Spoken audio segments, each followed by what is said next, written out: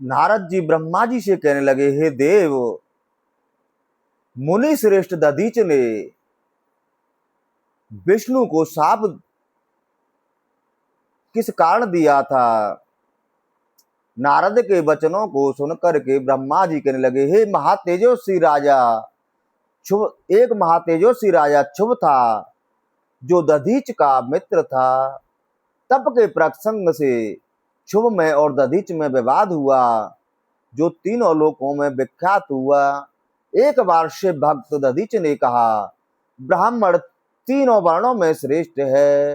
राजा शुभ कहने लगा कि श्रुति कहती है कि राजा देवमय होता है और महादेवता है, सो मैं हूं। इस पर शुभ के श्रुति वृद्ध वचनों को सुनकर क्रोध कर दधीच ने शुभ के शरीर में घूंसा मारा। शुभ ने भी दधीच पर वज्र से प्रहार किया, जिससे दधीच पृथ्वी पर गिर पड़े। भार्गव ने शुक्र का स्मरण कर बुलाया। शुक्र ने दधीच के घावों को ठीक किया और कहा, तुम मेरे द्वारा दिए गए महामृत्युजय मंत्र का जाप कर, नित्य स्मरण कर, पूजा कर अपने को सामर्थ्यवान बनाओ। ऐसा कहकर शुक्राचार्य वन को चले गए। दधीच मुनि ने शुक्राचार्य के कथा अनुसार वन में जाकर महामृत्युजय मंत्र का बहुत समय तक जाप किया। उनकी तपस्या से प्रसन्न होकर शिवजी प्रकट हुए और कहा, हे मुनीश्वर, मनोवांछित वरदान मांग लो। दधीच ऋषि कहने लगे, हे प्रभु, यदि आप प्रसन्न हैं तो 3 वरदान दीजिए कि एक, मैं दीन न रहूं, नंबर 2 मैं अवध्य हो जाऊं, नंबर 3 मेरी अस्थि वज्र की हो जाए। शिव जी ने तथास्तु कह दिया। वरदान पाकर दधीच ने शुभ राजा के पास जाकर उसके सिर में लात मारी, चरण का प्रहार किया। शुभ ने भी दधीच की छाती में वज्र से प्रहार किया, लेकिन कोई हानि नहीं हुई। इससे शुभ आश्चर्य में पड़ गया कि अब दधीच के शरीर में घाव क्यों नहीं हुआ। शुभ ने भी दधीच को परास्त करने के वन में जाकर नारायण भगवान की आराधना की।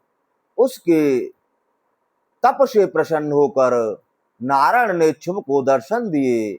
राजा ने प्रणाम कर कहा, हे प्रभु, दधीच नाम के ब्राह्मण ने शिव के मंत्र महामृत्युजय का जाप करके शिव से अवध्य का वरदान पाकर गर्व से मेरे सिर में लात मारी है। शुभ की बात सुनकर नारायण कहने लगे, हे राजन, एक तो ब्राह्मण है और दूसरे शिव का भक्त, इनको कहीं भय नहीं होता। इनको कष्ट देने से मुझे तथा देवताओं को भी शापित होना पड़ता है। फिर मेरा तो अवतार ही बेप्रदेन सुर संत हित लीन मनुज अवतार, निज इच्छा निर्मत तनो माया गुण गोपार। फिर मेरा तो अवतारी ब्राह्मण, धेनु, देवता और संतों की रक्षा करने के लिए ही होता है। फिर भी आपके सहयोग हेतु दधीच ऋषि के पास जाऊंगा। नारायण ब्राह्मण का रूप धारण कर दधीच के पास जाकर प्रणाम करके कहने लगे, हे अविनाशी, मैं तुमसे एक वर की कामना करता हूं। उनको देखकर भूत भविष्य के जानने वाले दधीच कहने लगे, हे देव, आप दुष्ट बुद्धि शुभ की आराधना करने से मेरे पास इस रूप में आए हैं। पहले तो आप अपने असली रूप में आइए। हे देव, मैं देव दानव किसी से भी नहीं डरता हूं। विष्णु भगवान वास्तविक रूप में आकर कहने लगे, हे ऋषिवर, आप एक बार राजा शुभ से यह कह दो कि मैं तुमसे डरता हूं। भगवान के ऐसे वचन सुन दधीच ऋषि कहने लगे, हे देव, मैं शुभ राजा की तो बात छोड़िए, मैं कभी भी किसी से कहीं भी नहीं डरता हूँ। दधीच के ऐसे वचन सुनकर वचन विष्णु भगवान कुपित होकर चक्र उठाया, लेकिन मारना तो दूर चक्र शिव कृपा से वहीं ठहर गया। दधीच कहने लगे, आपके पास जो चक्र है वह शिवजी का ही दिया हुआ है, इससे मुझे कोई हानि नहीं पहुंचाई जा सकती है। तब तो विष्णु ने अनेक अस्त्रों शस्त्रों से ऋषि के ऊपर प्रहार किए। इंद्र आदि देवताओं ने भी प्रहार किए। दधीच ने भी कुशाओं की मुट्ठी उठाकर, जो शिव कृपा से त्रिशूल रूप कालाग्नि बन गई थी, देवताओं के अस्त्र शस्त्रों को जलाने लगी थी। उस त्रिशूल से भयभीत होकर सभी देवता विष्णु को छोड़कर प्रणाम कर भाग गए। उसके बाद विष्णु ने अपने शरीर से दिव्य लक्षणों वाले अनेक गण प्रकट किए। वे भी सभी दधीच से युद्ध करने लगे, लेकिन वे सभी भस्म हो गए।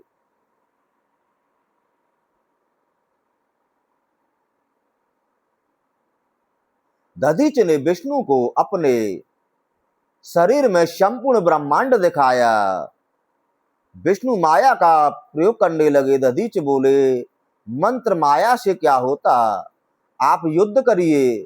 तब तो विष्णु परम कोप को पाकर भयंकर युद्ध करने लगे। तीनों लोग कंपायमान होने लगे। ब्रह्मा जी कहने लगे, हे नारद, उसी समय मैं राजा शुभ को लेकर के वहीं गया और दोनों के युद्ध को बंद कराया।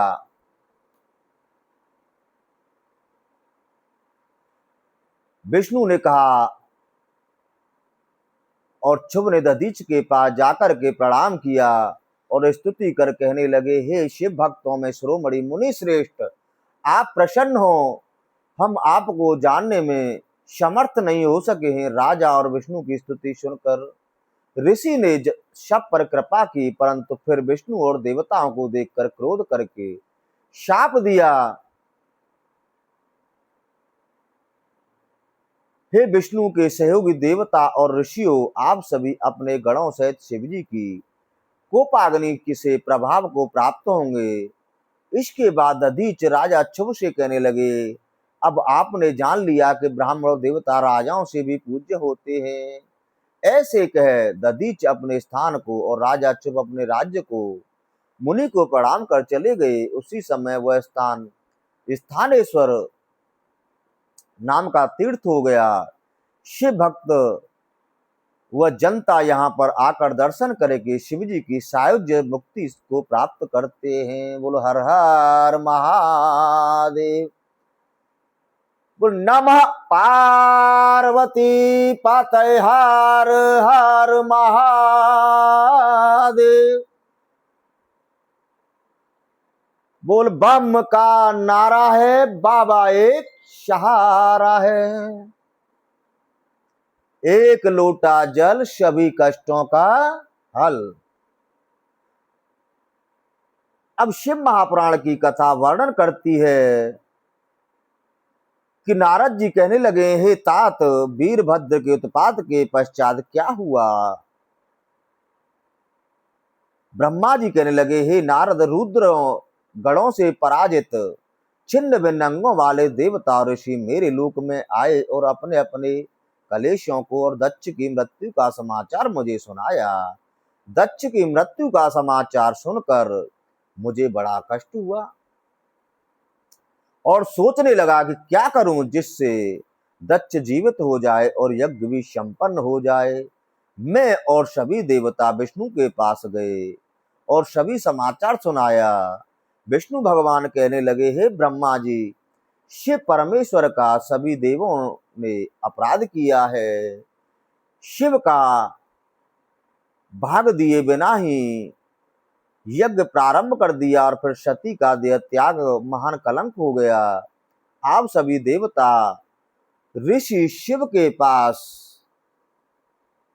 जाकर के जो इस समय प्रिया से विहीन है, उनकी स्तुति वंदना करे, उन्हें प्रसन्न करे। सभी ने शव देव विप्र और ऋषि मुनि नारायण के ढेंग आए हैं, उन दुखियों को लेकर विष्णु कैलाश शिखर पर आए हैं। रो रो कर सभी पुकार रहे, हे भोलेनाथ दया करिए, अपराध हमारे क्षमा करो, कर दया क्षमा सबको करिए। बोल हर हर महादेव। भगवान शिव के पास कैलाश पर्वत पर जाकर जो दाहिनी जंगा पर वाम चरण धारे भुजा और पहुंची में रुद्राक्ष धारे तर्क मुद्रा में स्थित सभी ने उनके चरणों प्रणाम किया और स्तुति करने लगे। विष्णु को देख शिवजी प्रसन्न हो गए। सभी देवता कहने लगे, हे प्रभु, आपकी मोहिनी माया सबको भ्रम में डाल देती है, वह प्राणियों से दुर्जय है। हे नाथ, आप ही उत्पन्न करने वाले, पालन करने वाले,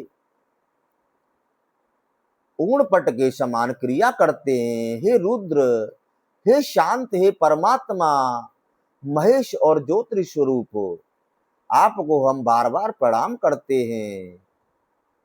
नमस्ते नीलकंठाय वैदशे परमात्मने, विश्वाय विश्व बीजाय जगदानंद हेतवे, भीमाय व्योम रूपाय शब्द मात्राय ते नमः, महादेवाय सोमाय प्रवर्ताय नमस्तुते। हे नीलकंठ, विधाता परमात्मा, संसार के बीज जगत पिता, आपको प्रणाम है। हे भीम, व्योम रूप, शब्द मात्रा, महादेव, चंद्र और प्रवृत्ति रूप, आपको नमस्कार है। इस प्रकार प्रजापति और विष्णु आदि देवों ने सदा शिव शंकर जी की 51 श्लोकों में स्तुति कर शिव जी को प्रसन्न किया। शंकर जी विष्णु और ब्रह्मा से कहने लगे, अब मैं आपसे प्रसन्न हूँ, भय त्याग दो। हे देवो, मैं सृष्टि में बालकों के अपराधों का चिंतन नहीं करता, परंतु सावधानी के निमित्त मैंने दंड का विधान किया है। मैंने दक्ष का विरोध या यज्ञ भंग नहीं किया है, परंतु जो दूसरों से द्वेष करता है उसका ऐसा ही होता है। अब मैं आपके हित की बात जिसके लिए आप आए हैं कहता हूँ। हे देवो, दक्ष में मैं करता था, उसका सिर बकरे का हो जाएगा, भग मित्र के नेत्रों से देखने लगेगा, पूषा के दांत हो जाएंगे, मेरे विरोधी भृगु के बकरे की दाढ़ी लगा दी जाएगी, अश्वनी कुमारों की बाहों और पूषा के हाथों से सभी कार्य होंगे, सभी देवता और अद्रव्यु सब अंगों से स्वस्थ होकर अपना अपना कार्य करेंगे। ऐसा कहकर शिवजी प्रसन्न मुद्रा में मौन हो गए। शिवजी के कथन को सुनकर सभी देवता संतुष्ट होकर धन्य धन्य करने लगे। फिर सभी शंकर जी की को साथ लेकर के यज्ञ स्थल कनखल पधारे। वहां जाकर शिवजी ने यज्ञ का विध्वंस देखकर स्वाहा स्वधा अग्नि पूषा तुष्टि धरती सरस्वती ऋषि पित्र और गंधर्व कोई भग्न कोई लुंचित और किसी को मृतावस्था में देखा। शिवजी ने वीरभद्र से कहा, तुमने यह क्या किया? जैसा विलक्षण यज्ञ था वैसा ही उसका फल हुआ। अब शीघ्र दक्ष को लाओ। वीरभद्र ने दक्ष का कबंध लगाकर रख दिया। शिवजी ने उस कबंध पर बकरे का सिर जोड़कर अपने कृपा दृष्टि से जीवित कर दिया। जीवित होकर दक्ष लज्जित हुआ और नीचे को सिर कर नम्र होकर के विनती करने लगा, नमामि देवं वरदं वैरण्यं महेश्वरं ज्ञाननिधं सनातनं, नमामि देवाधिपतीश्वरं हरं सदा सुखाडयं जगदेकबान्धवम्। दक्ष बोले, हे देव, वरदायक, महेश्वर, ज्ञान निधि, सनातन, देवताओं के अधिपति, ईश्वर, हर, सदा सुख देने वाले संसार के एकमात्र बंधु शंकर जी को मैं वंदन प्रणाम करता हूँ। इस तरह से दक्ष ने शिव जी की 10 श्लोकों में विनती की। इसके बाद विष्णु ने गदगद वाणी में शिव जी को प्रणाम कर स्तुति की, हे दयालु मेरे अपराध को क्षमा करिए, क्योंकि मैंने भी वीरभद्र के साथ आपकी माया से भ्रमित होकर युद्ध किया था। अतुलित बल अतुलित प्रभुताई, मैं मति मंद जान नहीं पाई। त्वम में स्वामी पर ब्रह्म दासो हम ते सदा शिव, पौषश्चापि सदा ते ही सर्वेशाम त्वाम पितायतः।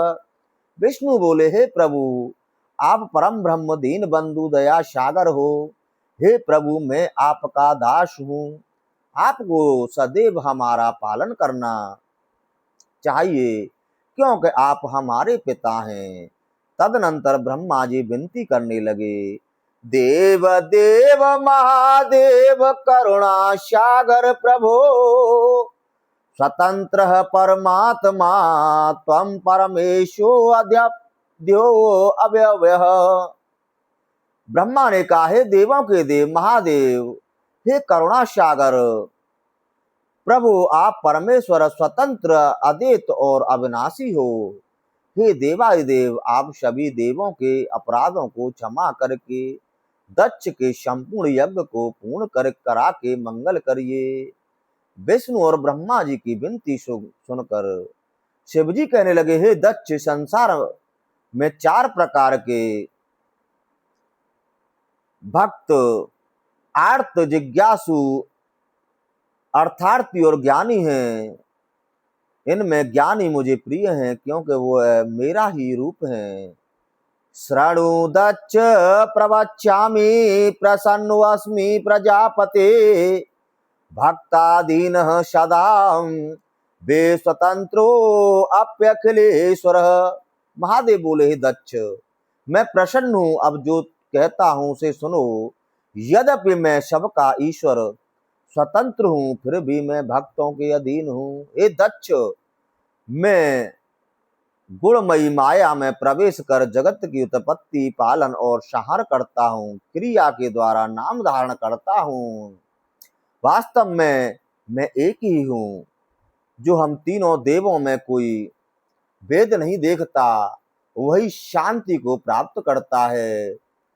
तीनों देवों में भेद मानने वाला नरकगामी होता है। श्री रामचरितमानस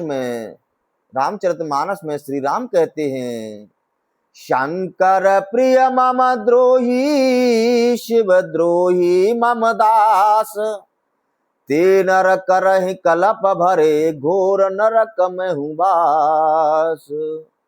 यही भाव यहाँ पर देवताओं से शिव जी कहते हैं कि मेरा भक्त हरि की और हरि का भक्त मेरी निंदा करता है, उसे हम दोनों के शाप से मुक्त या तत्व नहीं प्राप्त होती है।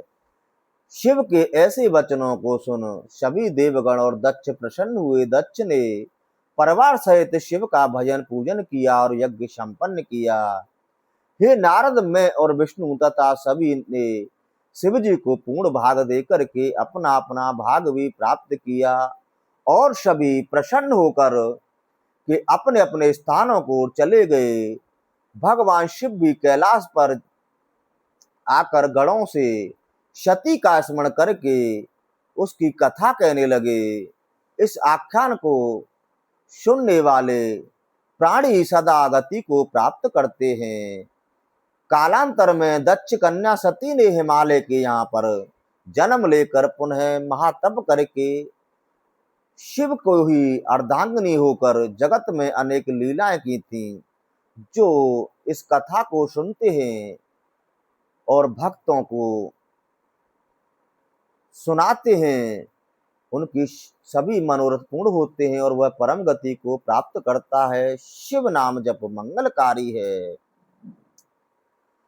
नाम तुम्हारा तारनहार, नाम तुम्हारा तारनहारा, कब तेरा दर्शन होगा। जिसकी रचना इतनी सुंदर, वो कितना सुंदर होगा। दीन दयाल दया के सागर, जग में नाम तुम्हारा है। हे दीन दयाल दया के सागर, जग में नाम तुम्हारा है। तुम बिन मेरे भोले शंकर कोई नहीं हमारा है। भव से पार उतरने हेतु तेरा ही तरना होगा। नाम तुम्हारा तारनहारा, कब तेरा दर्शन होगा। सुर नर मुनि जन जिन चरणों का निस दिन ध्यान लगाते हैं। हो सुर नर मुनि जिन चरणों का निस दिन ध्यान लगाते हैं। जो भी तुम्हारे दर पर आवे उसको पार लगाते हैं। भस्म निधि को पाने हेतु गीतों का सरगम होगा। नाम तुम्हारा तारनहारा, कब तेरा दर्शन होगा। बोलो हर हर महादेव। शिव शंभो।